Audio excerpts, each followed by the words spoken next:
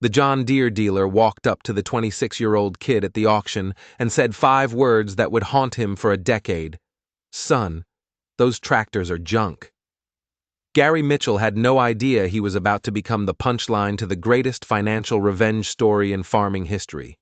Because 10 years later, that same kid would walk into Gary's dealership and say something that would make every salesman in the building go silent. But I'm getting ahead of myself. March 1973. Scott Peterson stood at the edge of a farm auction watching old man Ricks's entire life get sold off piece by piece. No kids, no family who wanted to keep farming. Everything had to go. Scott had been working as a hired hand on his uncle's farm for 8 years, saving every single penny like his life depended on it. Because it did. He had exactly $12,000 in the bank. Not enough to impress anyone, just barely enough to be dangerous. The auctioneer worked through household junk, farm tools, random implements nobody wanted. Then he got to the tractors, 2 International Harvester Farmalls, sitting there like forgotten relics, a 1952 Super M and a 1956 Model 400. Both looked like hell, faded red paint, rust spots, oil stains, the kind of equipment that makes modern farmers laugh and keep scrolling. But Scott didn't see junk. He saw something else entirely. "All right, folks, 1952 Farmall Super M, runs good, needs some cosmetic work, but she's a worker. Who'll give me $2,000 to start?" Dead silence. Nobody wanted it. $500? $1,000? More silence. Scott raised his hand. $500. The auctioneer stared at him like he'd just offered to pay in Monopoly money. "Son, I need to start higher than that." Scott didn't blink. "That's what it's worth to me." Someone in the crowd actually laughed. But here's the thing. Nobody else bid. "All right, $500. Do I hear 6? Crickets. Going once, twice. Sold to the young man for $500. The 1956 Model 400 went the exact same way. Scott bid $600. Nobody countered. Sold.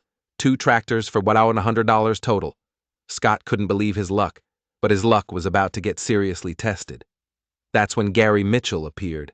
Mid-40s, well-dressed, wearing a John Deere hat and jacket like a uniform.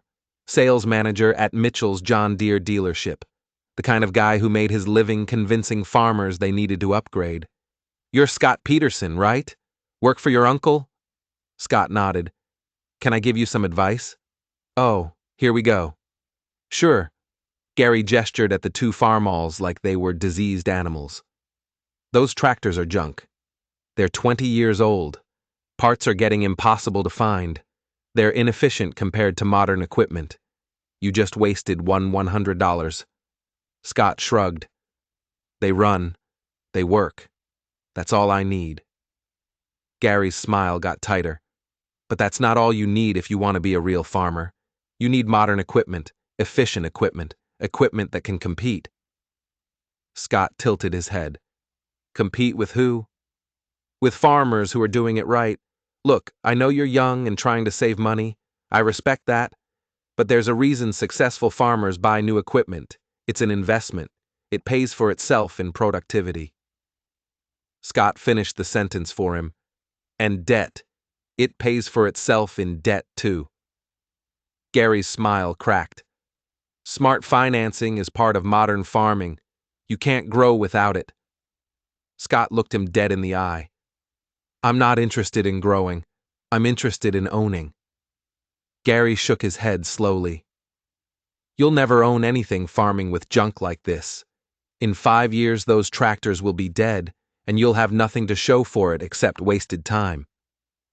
When you're ready to get serious about farming, come see me. I'll set you up with equipment that'll actually make you money." Scott drove home with 2 old Farmalls and something burning in his chest. Not anger, something colder, more focused, determination. Because what Gary Mitchell didn't know, what nobody knew yet, was that Scott Peterson was about to attempt something insane. He wasn't just trying to farm with old equipment. He was trying to prove an entire philosophy wrong. The philosophy that said you needed debt, new equipment, and bank payments to make it in farming. He was going to build a farm operation with 0 debt. and he had exactly $12,000 to his name to make it happen. Let me tell you about the land. For 2 years, Scott had been watching one property nobody else wanted. 160 acres about 8 miles from town. Sandy soil. Low spots that flooded. Needed work. Real work. That's why it kept coming back on the market. The asking price dropped from $70,000 to $60,000 to $55,000. Scott made an offer. $50,000. $10,000 down. The remaining $40,000 financed over 20 years at 8% interest. Monthly payment, $334. The seller accepted. Scott moved onto the property in April 1973. Small house, barn falling apart. No machine shed, no grain bins, just raw land and potential. After the down payment and tractor purchase, he had exactly $2,000 left. That had to cover living expenses, seed, fuel, and repairs until harvest. His uncle thought he'd lost his mind. Scott, you can't farm 160 acres with 2 ancient tractors and no money. You need equipment. You need capital. I need to try, Scott interrupted. If I fail, I fail, but I have to try. His uncle sighed. You're going to work yourself to death. Scott looked at his land. Maybe, but it'll be my death on my land, not someone else's. The first month, Scott rebuilt both tractors. Super M needed a clutch. The 400 needed hydraulic seals and an oil leak fixed. He did everything himself in his uncle's shop. Parts cost $300 total. By May, both tractors were running strong. He planted 80 acres of corn and 80 acres of soybeans with equipment borrowed from his uncle. Paid him back in labor later. All summer, Scott worked. Just him and 2 tractors everyone said were junk. The Super M pulled the cultivator. The 400 ran the mower and did odd jobs. They were slow. Painfully slow. His neighbors could cover in 2 days what took him 5. But Scott didn't care about speed. He cared about one thing: getting it done without borrowing another dollar. He lived on almost nothing. No electricity in the house for the first 3 months. Couldn't afford to turn it on. No phone. He cooked on a wood stove and heated with firewood he cut himself. People in town started talking. Poor kid's gonna lose everything. He's farming like it's 1950. Those old tractors are gonna break down and leave him stranded. Scott ignored every word and kept working. Harvest came in October. Corn made 90 bushels per acre. Soybeans made 28. Not spectacular, but decent for first-year ground. He sold everything. After expenses, seed, fuel, fertilizer, repairs, Scott netted $8,000. He put $4,000 toward his land payment, 12 months paid in advance. The other $4,000 went into savings for next year. He'd survived year 1. Barely. Gary Mitchell heard about it at the co-op. Heard that Scott had actually pulled off a crop with those old Farmalls. He drove out to Scott's place in November. Scott was in the barn doing maintenance when Gary pulled up. Heard you had a decent harvest. Did all right with those old Farmalls? I'm surprised they lasted the season. Scott didn't look up. They're doing fine. Gary looked around at the shabby house, the leaning barn, the complete absence of anything nice or modern. Scott, you can't live like this. You're 26 years old, living like a sharecropper from the Great Depression. Scott kept working. I'm living debt-free on my own land. Seems pretty good to me. But you could be doing so much more. If you upgraded your equipment, you could farm more efficiently, cover more ground, make more money, and take on debt, Scott finished. I don't need smart debt. That's what separates successful farmers from. He gestured at Scott's setup. This. Scott set down his wrench and stood up. Gary, why do you care what I farm with? Gary's face got red. Because I hate seeing young farmers handicap themselves. You've got potential, but you're wasting it on some stubborn principle about avoiding debt. It's not stubborn. It's smart, Scott said quietly. Every payment I don't have to make is money I keep. Every dollar I keep goes toward paying off this land faster. In 10 years, I'll own this place free and clear. Can your customers say that? Gary didn't answer. Didn't think so, Scott said. Now, if you'll excuse me, I've got work to do. Gary left. But Scott knew it wouldn't be the last time, because what neither of them knew yet was that the next 9 years would test everything Scott believed, and Gary would have a front row seat to watch him either prove everyone wrong or crash and burn trying. Year 2 nearly broke him. Drought hit in July. Crops struggled. Corn made 60 bushels per acre instead of 90. Soybeans made 18 instead of 28. When he sold everything, he netted only $4,000, just enough for his land payment. Nothing left over. Zero. He worked a winter job at the grain elevator to make ends meet. Came home every night to do equipment maintenance. Lived on almost nothing. Ate beans. Again. But here's where it gets interesting. Year 3, good rain, decent prices. He netted $9,000. Put $5,000 toward his land payment. Kept $4,000 for operating costs. Then he bought a grain drill at an auction for $400. Spent a week rebuilding it. Now he didn't have to borrow equipment for planting. One less dependency. One more piece of the puzzle. Year 4, he added winter wheat to his rotation. 80 acres of wheat, 40 of corn, 40 of soybeans. The diversity helped cash flow. He netted $11,000. Then he bought a combine at an auction for $2,800. A 1960 International 101. Old as dirt, slow as molasses. But it worked. Now he could harvest his own grain instead of hiring it done. Gary saw him at that auction. "You're still farming with junk." Scott smiled. "Yep." "How's that working out?" "I've made 4 years of land payments. How many of your customers have made 4 years of equipment payments without refinancing?" Gary's face went purple. "That's different." "Is it? Because from where I'm standing, I own more of my operation than most of them own of theirs." "You're living in poverty to prove a point!" Gary's voice got loud. People were staring. "I'm living simply to build equity," Scott said calmly. "There's a difference." He walked away, left Gary standing there steaming. But the real test was coming. Year 5 brought equipment breakdowns. The Super M threw a rod.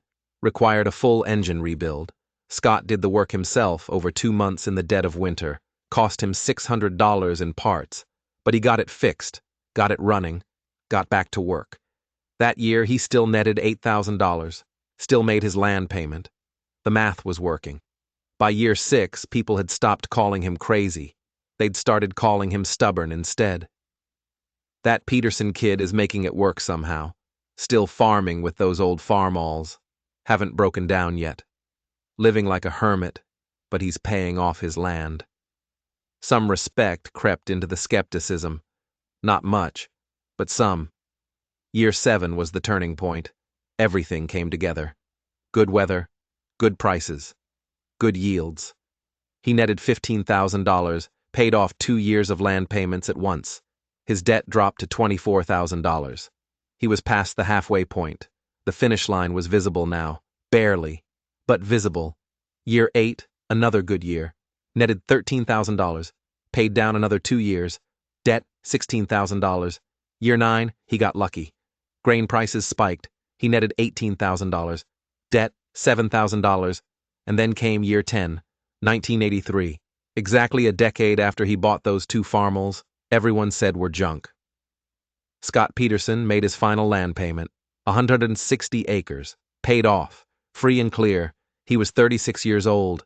He'd done it with 2 tractors that cost $100 combined, with a combine he bought for $2,800, with implements he'd pieced together from auctions and rebuilt himself. Total equipment investment over 10 years, about $8,000.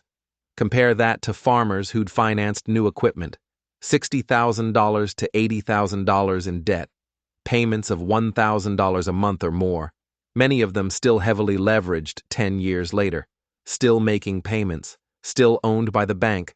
Scott owned his land, owned his equipment, owed nothing to anyone. The next day, he drove into town, walked into Mitchell's John Deere dealership, found Gary Mitchell at his desk. "Can I help you?" Gary asked without looking up. "Just wanted to let you know I paid off my land." Gary's head snapped up. "Your 160 acres?"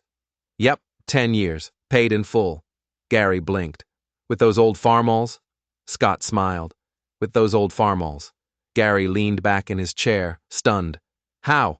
Lived cheap, avoided debt, fixed things myself, didn't buy anything I didn't absolutely need, kept every dollar I could instead of sending it to banks and dealerships. Gary was quiet for a long moment. But you could have made more money with better equipment. Maybe, Scott said. Or maybe I would have been making payments for 20 years and still not owned anything. I'll take my way. Gary stared at him. I underestimated you. Scott shook his head. You underestimated what matters. It's not about having the newest equipment. It's about owning what you have. Are you going to upgrade now that you can afford it? Scott's smile got wider. Why would I? The Super M and the 400 are still running, still working. As long as they last, I'll keep using them. He walked out, left Gary Mitchell sitting at his desk wondering how many of his customers would ever be able to say they owned their land free and clear. But wait, because this story doesn't end there. Scott farmed that land for another 32 years. The 1952 Super M ran until 2001, 49 years of service before he finally retired it. The 1956 Model 400? Still running as of last year. 68 years old and still working. He never bought a new tractor, not one. Everything he added came from auctions. Paid for in cash, rebuilt in his shop. He expanded slowly, bought an adjacent 80 acres in 1992. Cash, paid off. Bought another 120 in 1998. Cash, paid off. By the time he retired in 2015 at age 68, Scott owned 360 acres free and clear, all equipment paid for, no debt anywhere in the operation. His nephew farms it now, following the same philosophy. Old equipment, no debt, slow growth, smart decisions. And sitting in Scott's shed, maintained and functional, is that 1956 Farmall 400. The tractor Gary Mitchell said was junk. The tractor that helped pay off 160 acres in 10 years. I talked to Scott recently about those early years. Did you ever doubt yourself? I asked. Every day, he said, especially the first few years, when things broke down, when yields were bad, when I was living in a house with no electricity, eating beans for dinner. I'd think, maybe Gary's right. Maybe I'm crazy. Maybe this isn't going to work. What kept you going? Stubbornness, mostly. He laughed. I'd made a commitment. I told myself I was going to prove it could be done. And I couldn't stand the thought of Gary Mitchell being right. Pride is a powerful motivator. But also, I believed in the math. I knew that every dollar I didn't spend on equipment payments was a dollar toward owning my land, and I knew if I could just hold on long enough, the math would work out. Did you expect it to take 10 years? I hoped for 10, planned for 20. When I made that final payment after exactly 10 years, I felt like I'd won the lottery. What would you tell a young farmer today who's in the same position you were in? Scott thought about that. I'd tell them that new doesn't mean necessary, that debt isn't required, that you can build something real if you're willing to live below your means and work with what you have. But I'd also tell them it's not easy. It requires sacrifice, discipline, the ability to ignore everyone telling you you're doing it wrong. Is it worth it? Absolutely, because at the end of the day, I own this completely. No bank has a claim. No dealer has a lien. It's mine. And that feeling, that security, is worth every hard year. So let me leave you with this. Right now, somewhere, someone's telling you that you need to finance something, that you need to upgrade, that you need to take on debt to compete. That old equipment is junk and you're handicapping yourself by using it. The John Deere dealer told Scott he was crazy for buying 2 old Farmalls, told him he'd fail, told him he was wasting his money, told him he needed modern equipment to be a real farmer.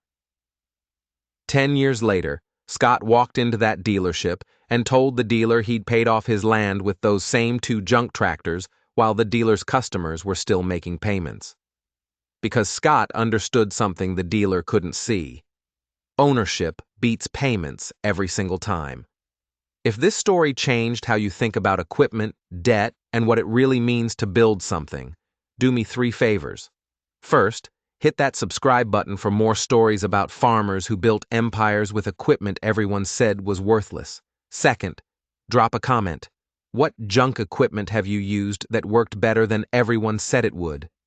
Third, share this with someone who's being told they need to upgrade when what they have is working just fine.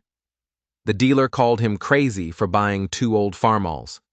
10 years later, he paid off his land, and the dealer's customers were still making payments. That's the difference between being called crazy and being called smart. It just takes time to know which one you really are. Thanks for watching, and I'll see you in the next one.